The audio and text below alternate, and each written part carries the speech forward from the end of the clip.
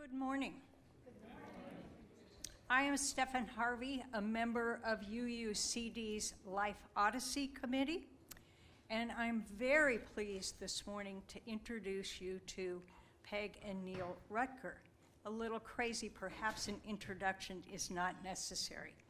As you know, Neil and Peg have been long-standing members of our congregation. As a scientist and an artist who sought religious education for their children, Neil and Peg have contributed to many communities, including our beloved UUCD community for years. The beautiful stained glass behind me was created by Peg and was a gift to this congregation in the late 1980s. I invite you to listen to their journey, a journey that took them on many paths to many places in pursuit of many goals. How they met to begin their journey together reminds me that often mothers know best. And with no further ado, Neil.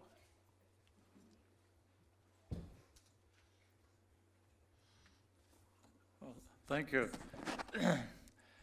In the beginning, I was born on a Saturday night at home. In those days, doctors still made house calls. So I weighed almost 12 pounds, and my mother was 44 years old, so she had a difficult time, such a difficult time that my next older brother wanted to send me back. But fortunately for Mom and for me, she recovered, and so then I grew up. Then we lived in a small rural community in southern Illinois. All the people had moved away except for my parents, and so the grade school had been closed for a few years, and the school district required it to be reopened, so it was. My father was chairman of the board. They hired a distant cousin as a teacher, and he roomed and boarded with us for $5 a week. And so it was a one-room school, so the classes are obviously small. In fact, this is a class picture of first grade. That's teacher Tom Talbert, who's my cousin, me, and my dog, Old Pup.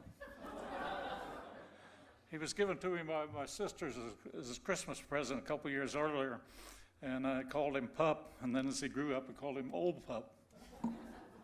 So he went to school with us every day for 2 years. And since I was the only student, my teacher moved me along at an accelerated rate, and so went through 4 grades in those first 2 years. That gave me a jump start to start high school at age 12.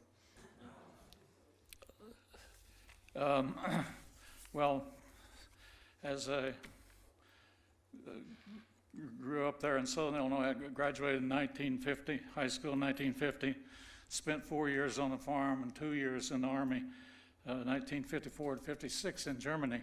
I never expected ever again to travel overseas, but that 25 years later, there was a change in all that.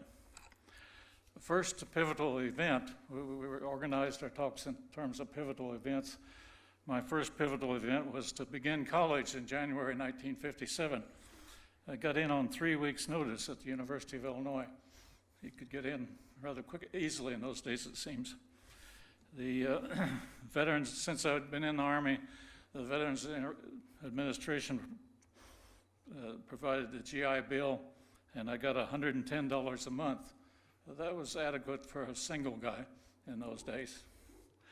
In that very first semester, I attended an electrifying lecture on plant genetics. in 1957, I'd barely heard of genetics, and I certainly never realized that plants had genetics. But I thought, well, that's going to be my career. I'm going to be a plant geneticist. So then along came an even greater pivotal event, marrying Peg on February 15th, 1958. 61 wonderful years.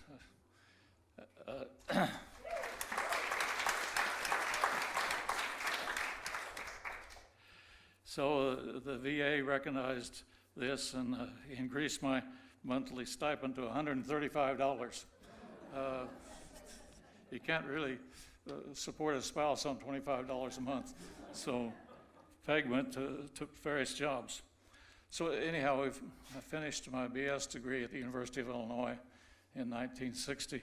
By then, I was determined I wanted to go to graduate school and be a plant geneticist. So I had an undergraduate advisor at Illinois who had been to Davis, California in 1955 for, apparently there was an agronomy society meeting here in the summer. And he said, that place is moving. It's going to become even more important. And of course, he was right. So we moved to Davis in 1960. That was our first move to California. I earned 2 degrees there, an MS degree in agronomy. Our daughter Ann was born there, Ann, and a PhD in 1964 in plant genetics. So then my first professional job was at Cornell University in Ithaca, New York. So off we went to cross country. I took a job as an assistant professor of plant breeding extension. Now, what do plant breeding extension professors do? Well, they traveled around New York State and promoted the new varieties that were being developed in those days. The interesting thing to me about New York State was I thought it was all city before we went there, but it turns out there's a lot of agriculture in western New York, upstate New York. So we were there. It was cold weather, and I mentioned that Cornell University, that then as now is considered a top-rate university, but I'd heard about another, I knew about another one that was even topper rate, I thought, and eventually, and that was UC Davis. So about that time, after we'd been there 6 years, a job opened up here at Davis on rice genetics. Is with the USDA. It's located in the university in the agronomy department on the university UCD campus. So this was our second move to California. Eventually, I'm going to get around to pointing out we made 3 moves to California. So I'd like to have the first slide, please. Hello? Oh, it's up there. I just couldn't see it. Back up one notch now. This is 31 years of induction, evaluation, and integration of useful mutants in rice genetics and breeding. This was a summary of my work over the next 31 years, 18 of which were right here at Davis, and 13 were in Arkansas. The 18 years at Davis was in the agronomy department. The field research was done on the Rice Research Facility, which is about a half mile west of here on the Primate Center. So in my time here, the first very important product was to develop a semi-dwarf rice variety. That's the next slide, please. This is the Calrose 76. In those days, the standard varieties like CSM3 grew about 4 feet tall, and then they tended to fall down. That's called lodging. And that's bad news for a crop that's growing in water. You don't want those panicles getting in the water. The semi-dwarf varieties were about a foot shorter and stood up better and consequently yielded more, at least 25% more. So Calrose 76 was important as an ancestral semi-dwarf source for numerous additional varieties. Here in California, 13, 10 in Australia and 2 in Egypt, and more have been. This was prepared about 10 years ago, so there's more than that now. These were what these 3 areas had in common is a Mediterranean-type climate, like we got right here. Warm days, cool nights, almost no storms during the growing season, and relative freedom from the traditional insect and disease pests of rice.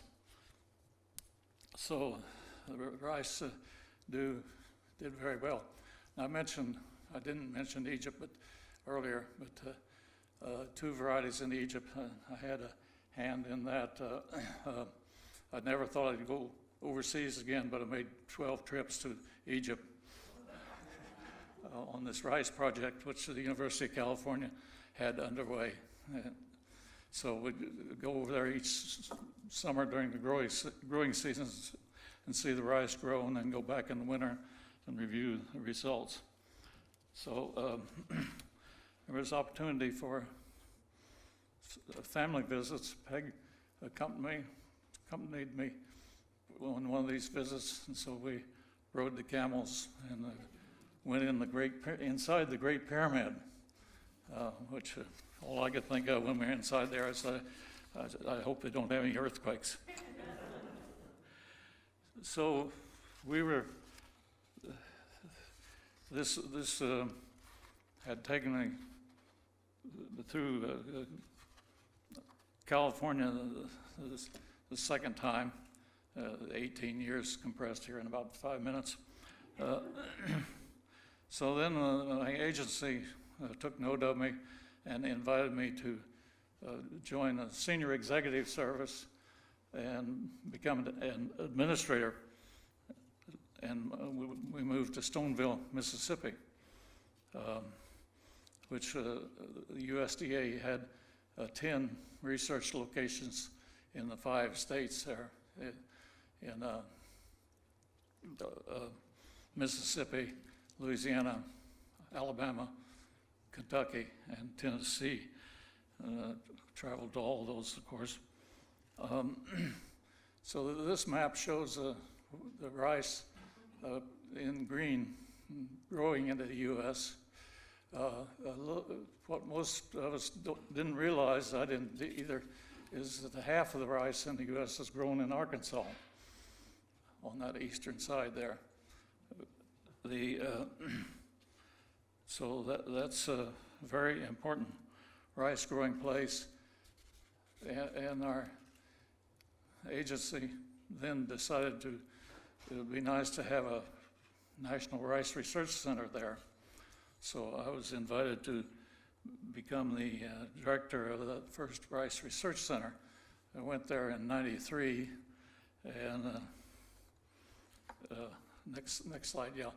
At that time, this is Stuttgart, the rice and duck capital of the world, especially rice.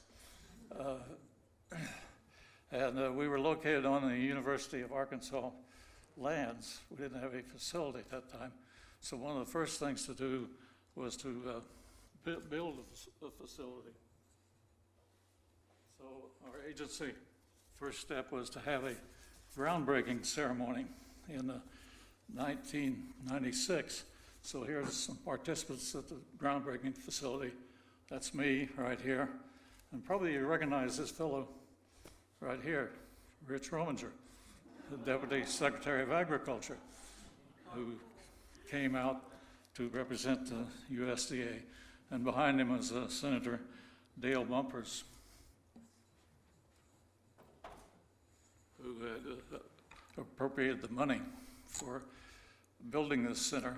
So when it was completed in 1998, we named it the Dale Bumpers National Rice Research Center. My job there was initially to recruit staff.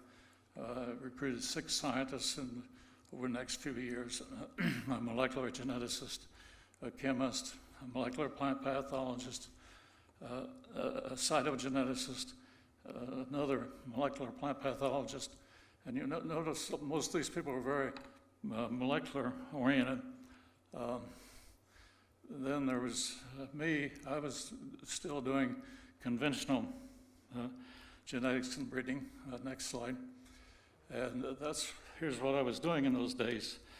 I was developing semi-dwarfs in aromatic rices. Aromatic rices, that's the basmatis primarily, and jasmines. 17% of the rice being eaten in this country nowadays is imported. As a geneticist, I wanted to stamp out those imports. And in this slide here, Kashmir basmati was a variety from Pakistan that we got. Looked beautiful, grew tall. And the very night after we took that picture, it came a wind that went flat, completely flat. So that was, it had weak straw. Semi-dwarfs, which I'd created by crossing various sources stood up a little bit better. So the naming aromatic SE there. I saw that SE on a Mercedes 300 in Little Rock. I thought that's nice. I don't know what an SE means on a Mercedes in Little Rock, but here it means semi-dwarf and early. So I'd received a lot of recognition for this work. Had done a lot of international travel. I mentioned on the first slide, I never thought I'd go overseas again ever, but I went everywhere. Asia, Africa, Europe, Australia, the Americas. Asia has 90% of the rice, so there were a lot of trips there. One of the things that surprised me was Europe. There's 2 or 3 countries in Europe growing rice. One in the north of Italy, is a very productive area around Milan. In Russia, they have some rice, even in the Krasnodar area next to the Black Sea. You may recall seeing the Summer Olympics there 10, 15 years ago. And also Yugoslavia. Peg and I went to Yugoslavia in 1989, just before the country fell apart. And we didn't know it was going to fall apart. We might not have gone. So that takes me through my Odyssey. Now, Peggy, your turn.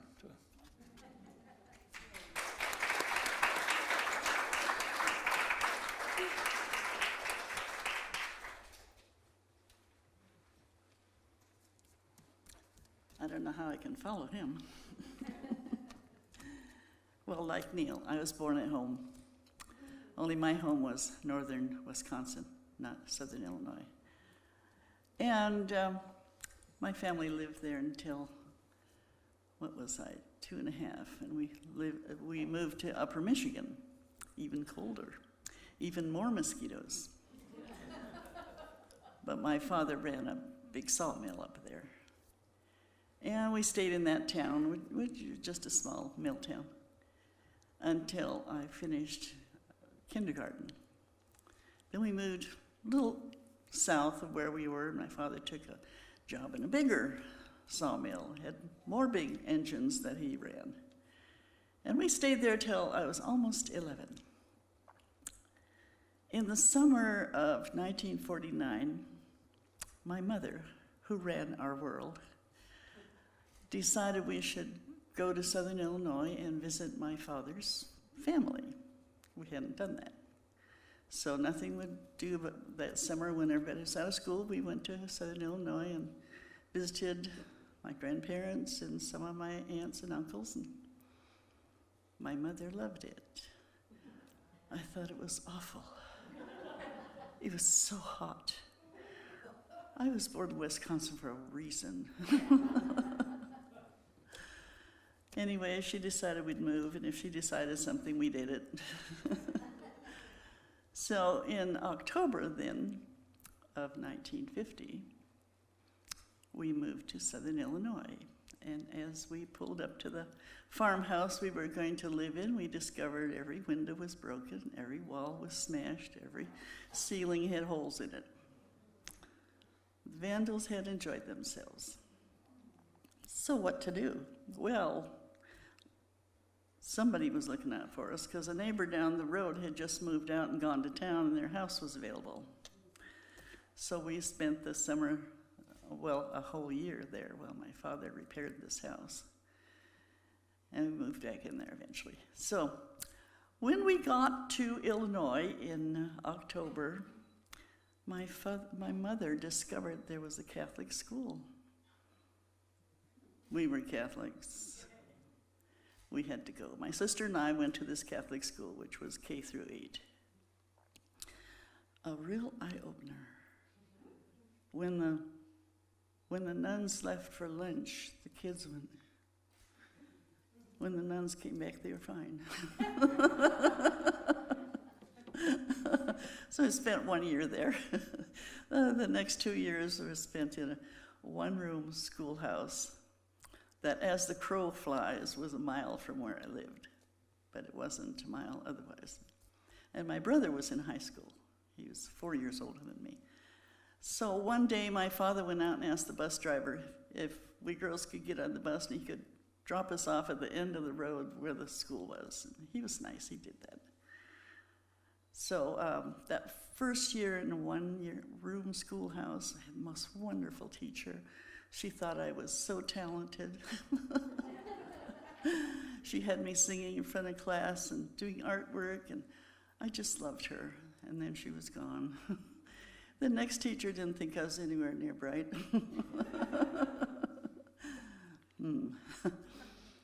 So that was grade school.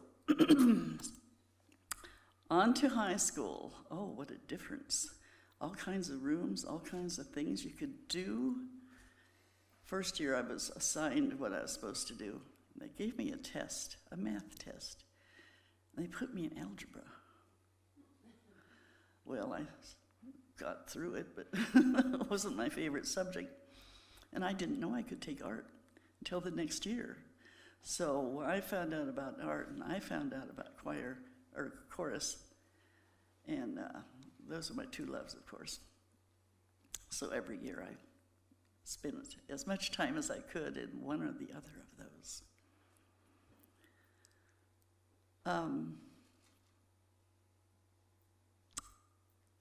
I had two different art teachers, and they each encouraged me greatly. And for that, I'm forever thankful. And I had a journalism teacher that also thought I was talented, but I didn't pursue that. I have a daughter, Robin, who did that. And my teachers would enter my work in the county fairs, and I always got ribbons. Almost always the blue ones, but not always. And for 2 years, that was fun. Then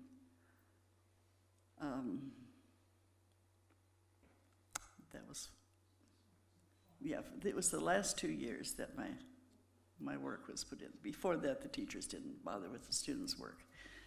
Anyhow, so along comes graduation in '57 in May, and I got the art award. I got the art award. I never expected that, because there was a guy in my class, I thought, oh, his work is just super. It was entirely different style. Mine was kind of refined, and he was kind of rough, but his work was wonderful. It really spoke to me, and I thought, he's going to get it. So when they called my name, I nearly fainted. So then along we go. I graduated in May of give me a number. 57, thank you. May of '57, and I was only 17 and too young to work in any of the factories we had, and there were no other jobs, so I was just sitting at home, hating it. And I waited and waited, and along comes October. Now, my father had long ago given up the farm, and he'd gone into the oil fields to work, so we had an income. And October 5th was their 25th anniversary, and he wasn't there. And my mother said, I'm not staying home on my 25th anniversary. Girls, come on, we're going down to the Eagles. So we did. And along the evening, my sister and I decided we'd go check out who's in the bar, since it was a separate room for the dance floor. And they had a little illegal slot machine in there that took dimes. And I had 3 dimes. So I put them in there, and I got a few back so we could stay there more than 3 seconds. In the meantime, we're looking over at the bar, and here are these couple of these really nice guys, especially one tall blonde. And so I got through my money, and I told my sister, I'm going to go back and sit with Mother. And she said, okay, I'll be there in a few minutes. I'm thinking she's going to the restroom. A few minutes later, she comes dragging these 2 guys over to our booth, which was okay. My mother was there. So that's how we met. And we knew right away that we were meant for each other. It just, that was the way it was. The other guy wasn't meant for my sister, though. They dated a few times, and she said, no thanks. Went on to someone else. But my sister never knew a stranger. Very outgoing person. So we met in October, got married in February. That's when our real life started. Our lives together has been just absolutely fabulous. We've done wonderful things. We have 2 great kids. They're just wonderful, both of them. And along the way later, 3 grandkids. And I can't say enough about them. They are my special people. One couldn't make it today, unfortunately, but the other 2 are here. And somewhere along the line, I decided to go to college. So I hadn't been in class for a long time, so I thought I better start easy. So I went to American River for 2 years and did my GE courses and prepared for art.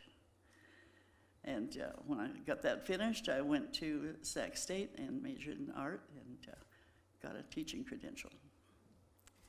I loved it. I loved it. My student teaching was so much fun, and I loved those junior high kids. And everybody said, oh, those junior high kids are hard to teach. They're difficult. They were wonderful.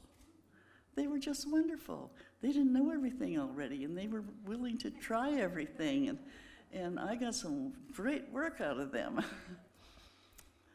However, about the time I got my teaching credential, what did we all do? We voted in 13. Proposition 13 took every art job away. I wasn't destined to have a job. So if that wasn't going to work, I decided I will just do art. So I've been doing art for all these many years. I've done a lot of it over the years. I continue to this day to take courses so I can learn something new all the time. And then I promptly forget most of it, but it's always fun. Let's see, what have I forgotten to tell you?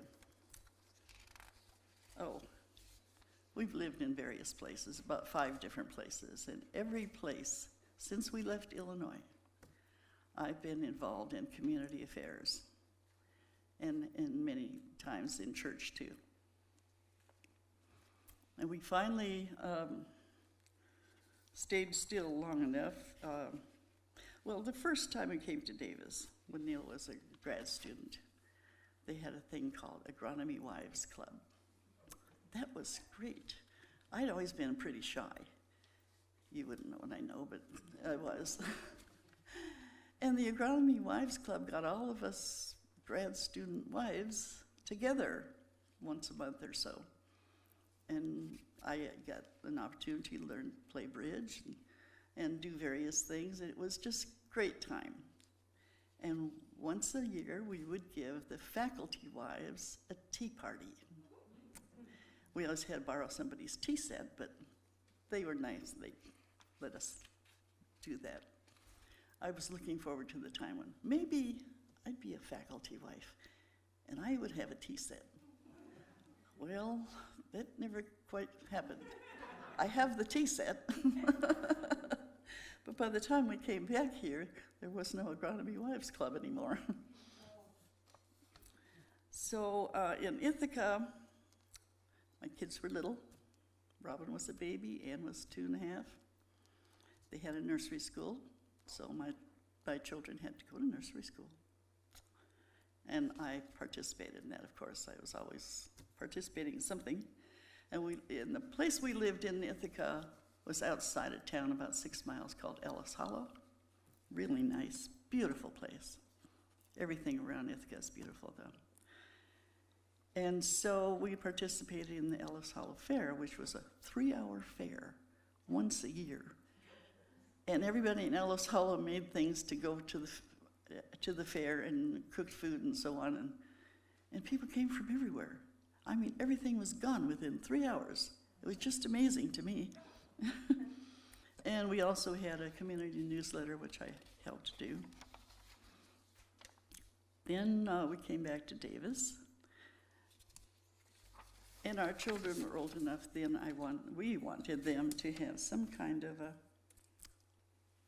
church experience because they just needed that. We each came from very, what's the word for it? They like to tell you how to live every moment. Fundamentalist churches. And I'm not into that. Not into that. I figure I have a streak in me that says I can decide for myself what I'm going to do, or think, or say, or be, or whatever. And so we were looking for a church. And I heard about this UU church, and the little bit I heard about it sounded interesting. So one Sunday we brought our kids here, and we looked into it, and got out of the car, and Robin says, "There's Melissa." Melissa Cook, they went to school together. So they were great friends. We walked into the church, and there's her mother. And so I got to meet Corinne that way. And about 5 minutes into meeting her, she says, "Would you like to join the church?" And Neil says, "Yeah, why don't we?"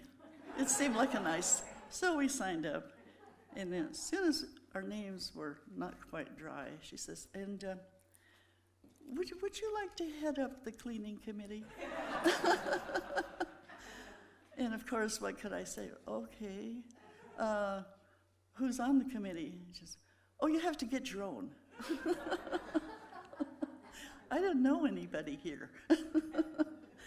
This is my first day.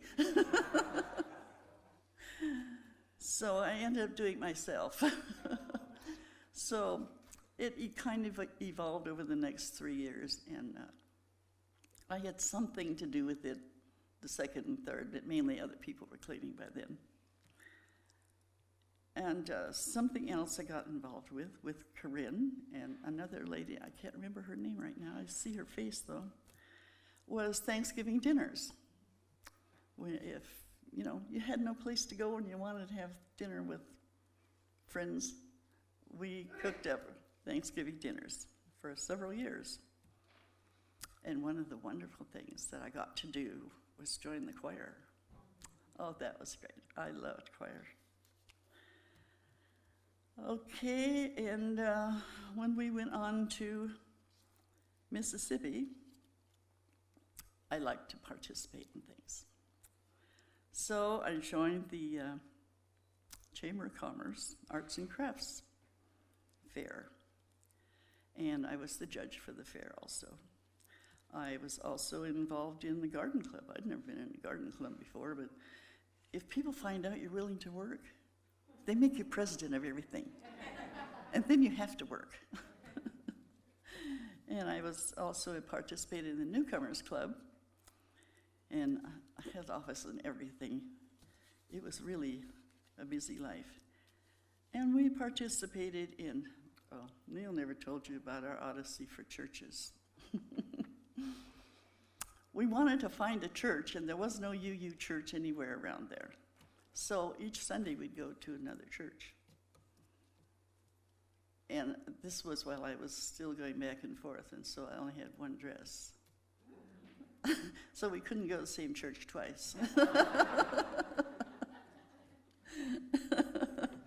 So we settled on the Methodist church, or no, the Presbyterian church there. And I joined the choir, and we had a great time. And then he gets his new job in Arkansas.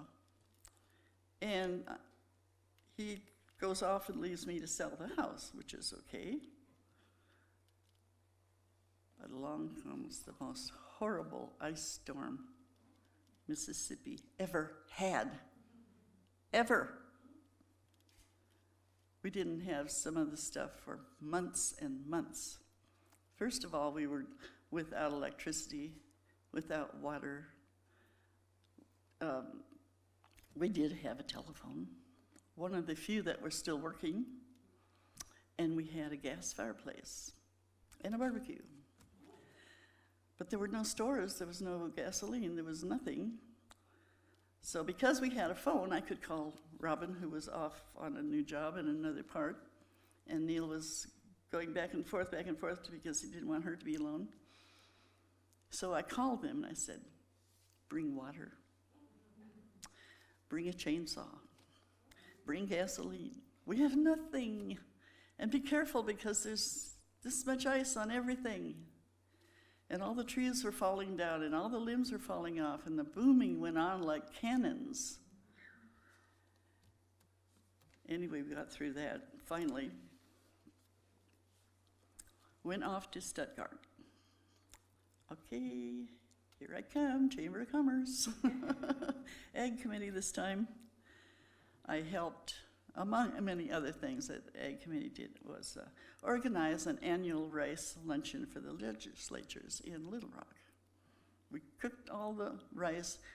Everything was made from rice. After all, we were the rice capital. So we prepared that and took it to Little Rock, fed it to them, and they loved it, did all that, brought it back. That was once a year. Aside from that, I joined the Ag Museum in Stuttgart. Really nice Ag Museum. Also did parties there. So when they needed a rice dish, there I was. I learned how to make big pans of rice. And that was a lot of fun. Then we came back here. The third time. I came back in '04 because after nearly dying twice from that weather, I told Neil, I either need to go back to California or you're going to have to bury me here because I can't tolerate this climate any longer. So we decided maybe he'd just ship me back. So we sold our house there. He got an apartment. I came back here and found a house which had an extra garage. An extra garage. There's my art studio today. Every home we've lived in, I've done something to it to give me space. And our Ithaca house, I converted a garage. Davis house converted a garage. Leland house, I built my dream house there. Included an art studio, of course. Stuttgart remodeled a shop into a glass place. And Woodland converted my third garage. One thing about this house that I really liked was a good floor plan. And the third garage, the city had said, you can convert that into whatever you want to. So there wasn't any problem. So it didn't take me any time. Let's see, what else did I do?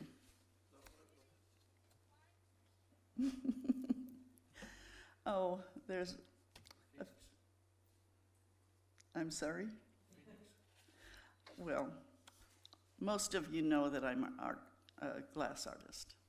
And if you don't, you've been wondering who did this thing over here. That's mine. That was my goodbye and I'm coming back gift in 1989. And along the way, I've taken many courses in various states, but most of them in Las Vegas, which I go to every year for a week. About 8,000 artists come there, glass artists. And we participate in about 250 different courses for a week. And it's fabulous. And of course, Neil likes the other part. And sometimes we even go to a show. So I've been doing glass for 30-odd years now. And most of it I just give away. A few times I've given things here for our auction, and I plan to do that again. And I've done it for the Rotary too, and I kind of took a couple of years off, lost time there somehow, didn't get much done, but I'm back working. And I have a few things up here if you want to look at them after a while. These are different ways of using glass in art. And I've got a book of some of the things I did. But this is nothing compared to what I've done. And nothing compared to what I plan to do. And I love this church. Absolutely love this church. And y'all love me back too.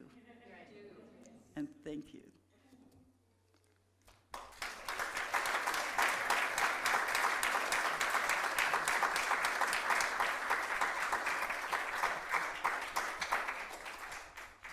Thank you, Peg. And Neil, I forgot to show the slides. would you like to show them? Just go right ahead. This belongs to my daughter Ann. It's in her kitchen. That first one you saw belonged to friends of mine in Mississippi. She was a real Southern Belle type. And she had this gorgeous magnolia tree in her backyard. And so nothing would do, I had to make her magnolias. And Ann loves tulips, pink tulips in particular. This is not a good picture of it, but it is a beautiful piece. Next. That was supposed to be an offering for the Rotary Club until it fell off and got 2 cracks in it. So I said, nobody's getting anything of mine that has cracks in it. So I hastily did something else. 12 of these. This is etching. And they went over big. I actually ended up buying them back. Neil said those are his glasses. And this was something for the Halls. I think it was their grandson who had a wedding in Hawaii, and that was the scene across the lake. Next one. This one was the last thing I think that I gave to the Rotary auction. I had a hard time parting with that. I really loved it. California poppies are a favorite of mine, and I put a lot of work into those. And, you know, there's the glass. And I think that's all the slides, isn't it? Yep. Yeah, okay. So feel free to look at the stuff if you choose. There are 2 pieces here lying flat that are the same picture, but different ways to do it. And another thing that you might be interested in, it's going to be photographs on glass.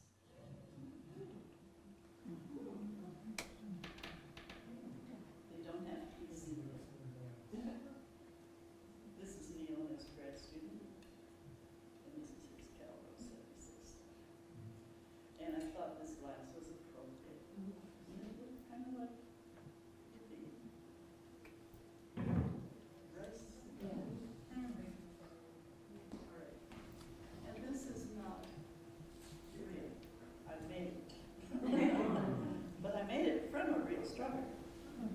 Stefan, can you take her the mic? It's such my you can carve glass on many, many things.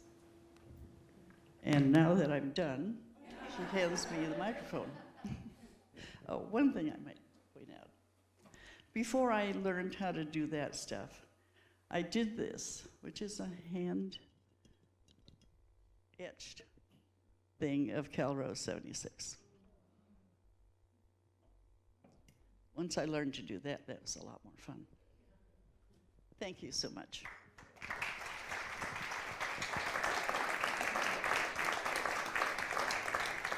Thank you, Peg, and thank you, Neil. And I am reminded that one can work alongside, worship alongside, play alongside others in the congregation for quite some time and not really know them.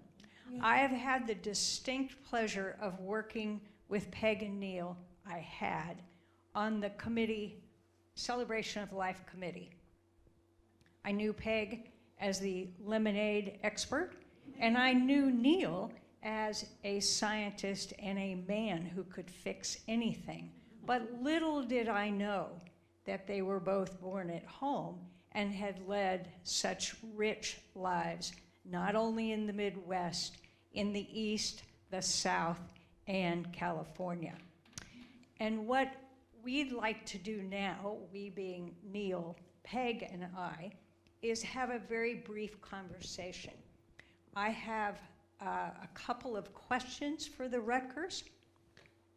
The first is, as you all heard, they sought this church out for religious education for their daughters.